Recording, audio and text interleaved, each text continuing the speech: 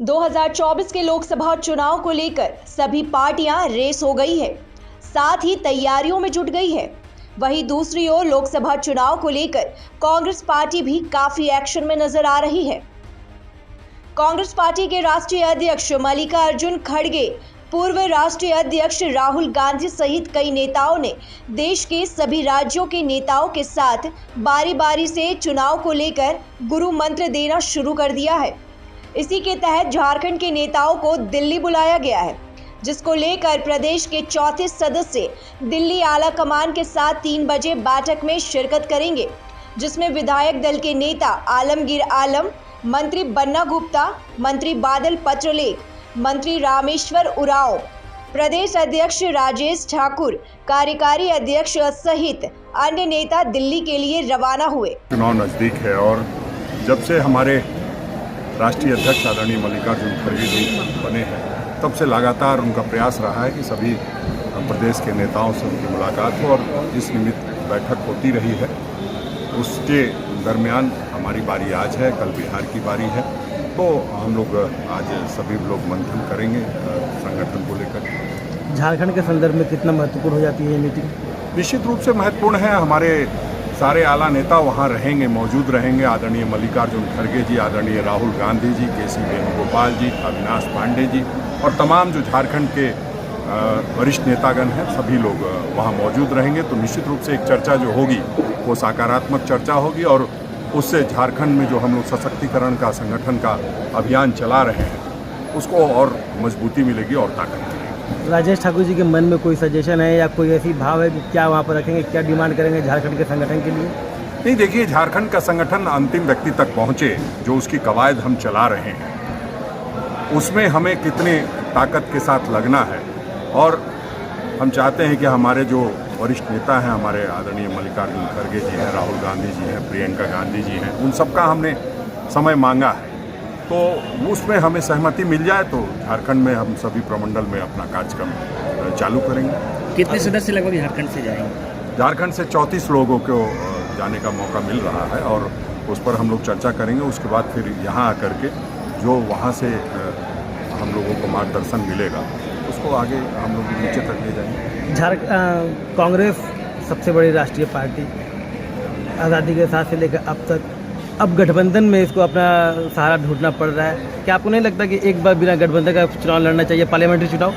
आप ये प्रधानमंत्री जी से तो सवाल पूछ नहीं सकते, क्योंकि वो आपसे मुखातिब नहीं होते। 28 दलों को साथ लेके चले तो उनसे कोई सवाल नहीं पूछता है, हमसे सवाल पूछता है। हम लोग तो शुरू से इसके वो रहे हैं, पैरोकार रहे हैं कि सभी दलों को जो रीजनल पार्टीज हैं और सभी लोग जहाँ जिससे अंतिम व्यक्ति तक हम लोग पहुँच पाएँ, सभी लोगों को एकत्रित करके चलना है। मुकाबला देश में भ्रष्टाचार को लेकर के है, महंगाई को लेकर के है, बेरोजगारी को लेकर के है और उसको साधने के लिए निश्चित रूप से सभी लोगों को साथ आना चाहिए। और इसलिए हम लोगों ने इंडिया गठबंधन बनाया है और जब से इंडिया गठबंधन बनाया है तब से लोगों के पेट में दर्द हो रहा है और इस तरह के सवाल आते रहते हैं। सीट शेयरिंग पे भी बात होगी?